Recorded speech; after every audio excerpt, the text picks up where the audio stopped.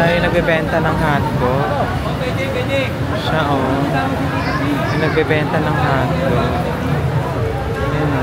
Nagbebenta pa din naman siya. Ayan siya o. So ngayon guys, dito tayo sa Carriedo. Mag-a-update tayo sa inyo kung ano na ba ang itsura ng Carriedo ngayon. Kasi nakita ko sa online, diba si Isko, babalik na ulit siya sa pagiging mayor. So titingnan natin kung may mga improvement ba dito. Sa linis, sa kaayusan. Yun ang i-check natin. So malapit lang tayo sa Carriedo Station. Kung saan ito yung way papuntang Quiapo. So as of now, it's 2 PM. Alas 2 ng tanghali. Nakakaloka. Yan, check natin kung maayos, malinis na ba dito.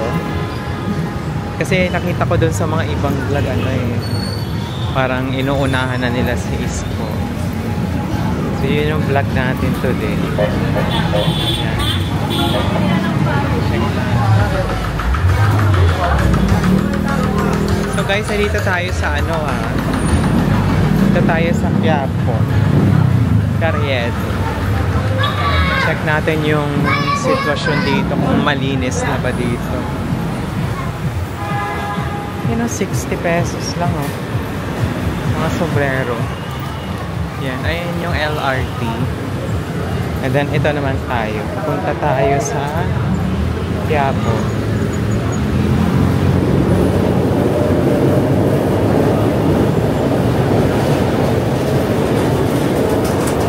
So kung bago kayo dito sa channel, please like, share, and subscribe.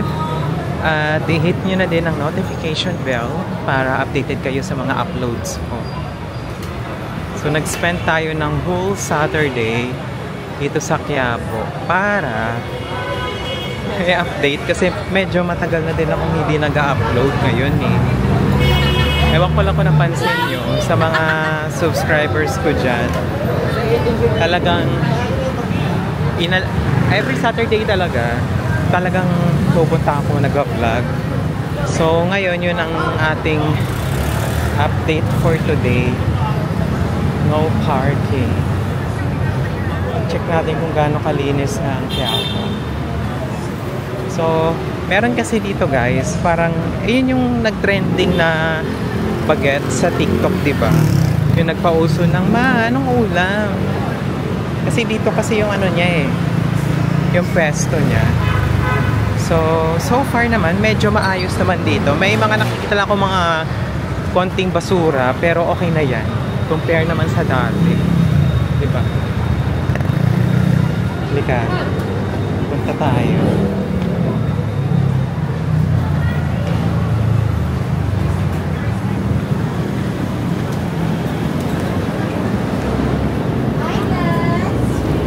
Malapit na tayo.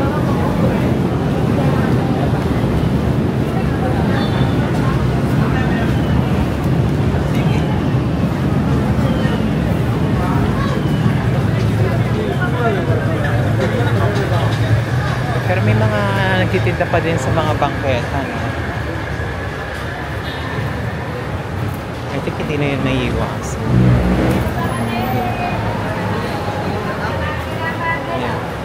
Ang excited ako yung papunta sa Quiapo. Kasi doon tayo papunta. So uwi na lang din naman tayo, diba? Uy, dumaan pa. Ay, wow. Malinis na siya. Kasi kung napansin natin dati, walang kaayusan yung dito yung traffic. And then, ito, sobrang daming tao lagi dito. Kasi dito yung sikat sa TikTok si ayan o. Ano bang pangalan niya? Ayan siya yung nagbebenta ng hotdog. Siya o. Yung nagbebenta ng hotdog. Ayan o. Nagbebenta pa din naman siya. Ayan siya. Diba? Siya yun.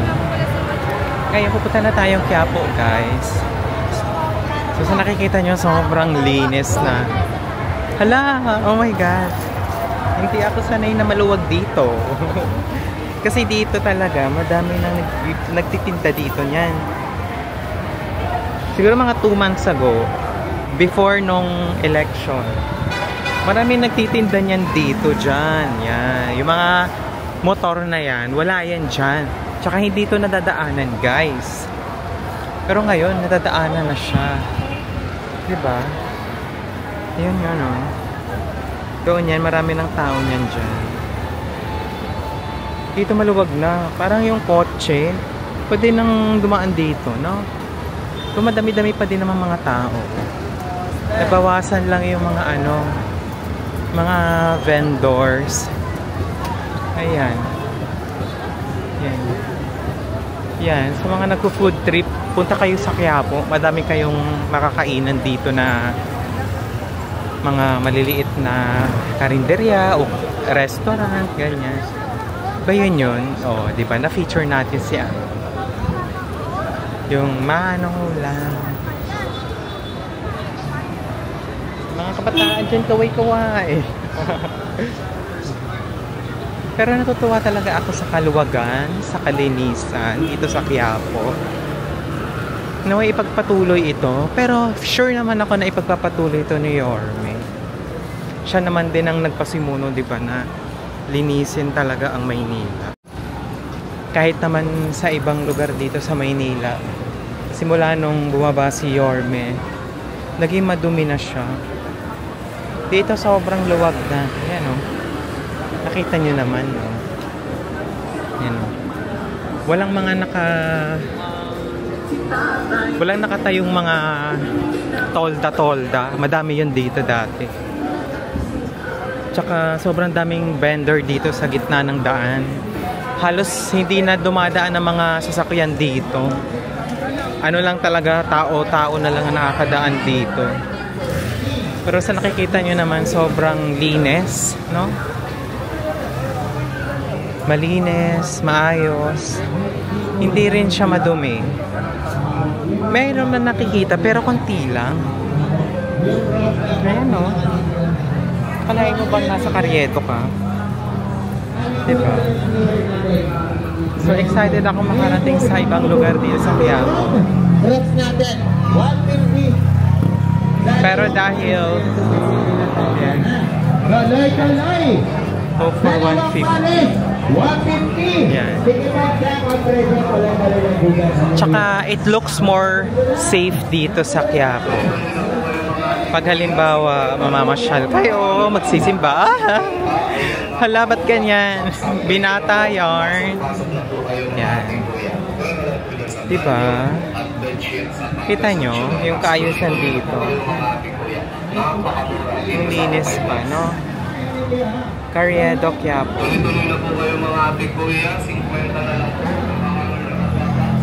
Madali lang nakakadaan yung mga tao. Kasi dati talaga, wala. Ito dito, punong-puno na to ng mga nagtitinda ng mga prutas. Meron pang isa. Yung, ano yun, dried squid pa yun. Dried squid yung binebenta nila. Dito. Pero maganda nga dito, maayos na eh.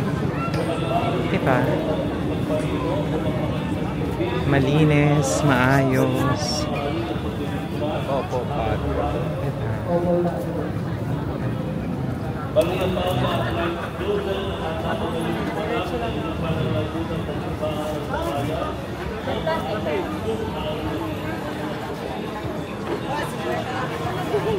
Diba?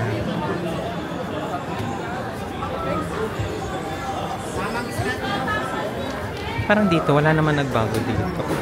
Doon sa kabila, meron. Yung Carriedo.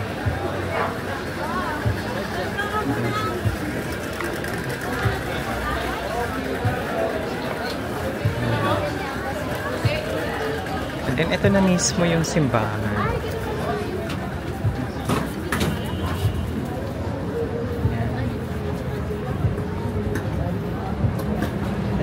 mismong simbahan. Kasi Saturday ngayon, so wala masyadong tao.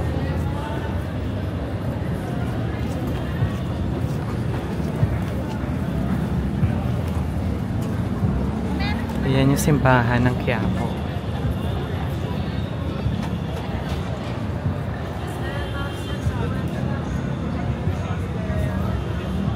Check natin sa mga gilid-gilid kasi madami dating nagbebenta din dyan eh. Sa may gilid ng simbahan. Tapos ginawang parking na din. So ito, check lang natin kung ano ba mga improvements dito. Yan. So far, ganun pa din naman. Medyo mas malinis lang ngayon. Tsaka mas organized lang ngayon. Grabing init. Ay, salamat talaga Panginoon, no? Kasi kahit pa paano, mas okay yung buhay namin.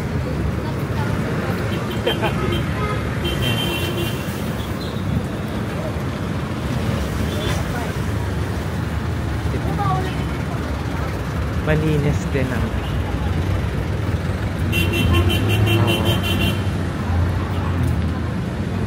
nasa gilid na tayo ngayon guys ha? Pero malinis na. Yan.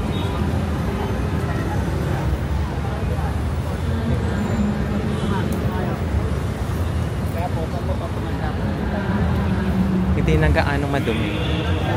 Tsaka though may mga payong-payong pa din. Pero at least, diba, hindi kagaya ng dati.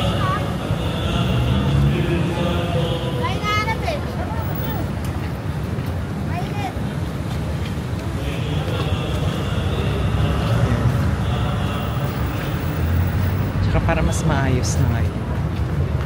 Hindi kagaya dati.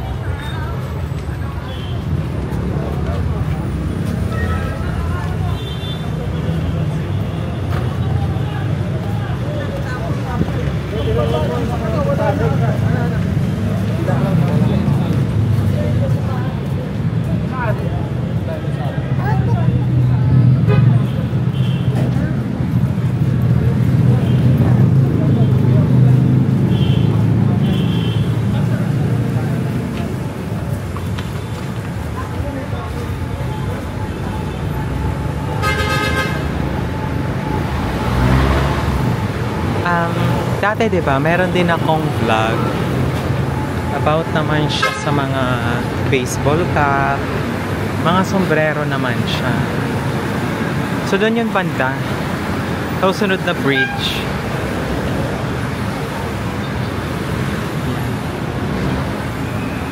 Doon yung banda.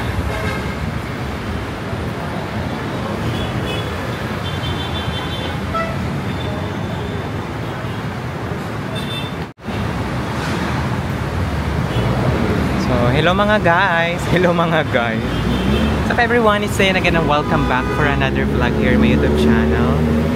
And in today's video, ay bibigyan ko kayo ng update dito sa Quiapo kung gaano na ba kalinis dito, gaano na kaayos. Yan, kung bago kayo sa aking channel, please like, share, and subscribe. At i-hit nyo na din ang notification bell para updated kayo sa mga latest upload ko. Yung sa lakot ni Balong Cup Trading, doon yung banda. Doon banda.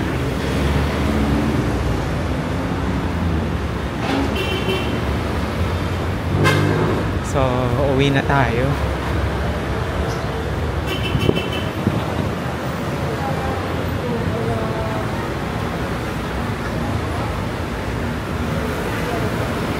Grabe init, no? Grabe yung init ngayon. Parang summer pa din.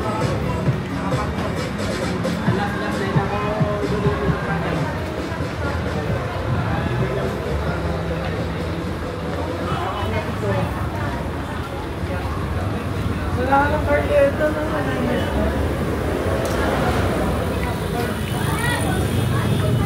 Narinig nyo, wala na daw karyeto. Malinis. Meron pa din naman. Mas organized lang sila.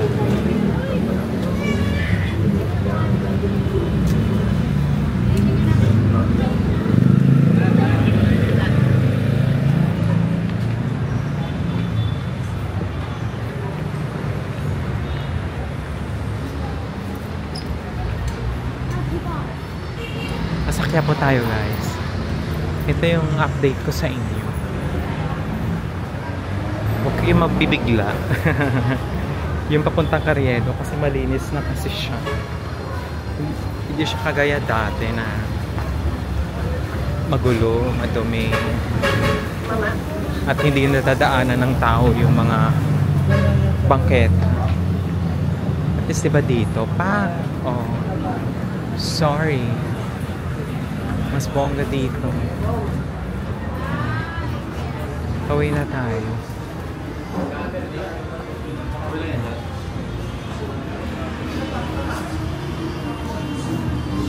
Pero bongga, no? Pero medyo ano na din kasi. Parang huli na din, eh, no? Pero maging thankful na lang tayo. Tapos malinis na din. So I think that's it for today, guys. Thank you so much for watching this video. And I hope you share, like, comment, and subscribe. So, dito naman sa kabila, uy, in fairness, maano na din siya, malinis na din siya guys. Organized na din. Hindi siya kagaya ng dati na madaming nasa gitna talaga yung mga nagtitinda. Medyo malinis na din din.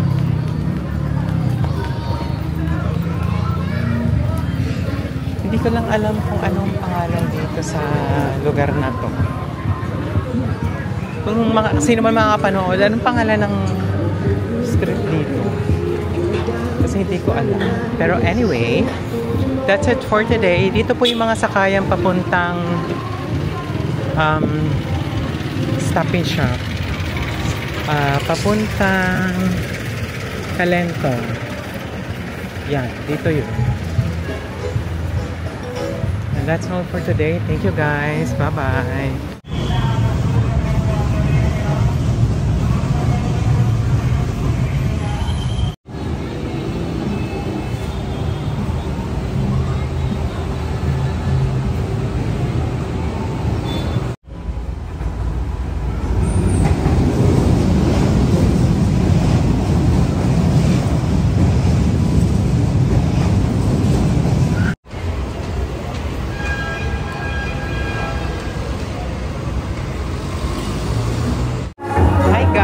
Welcome back for another vlog here on my YouTube channel.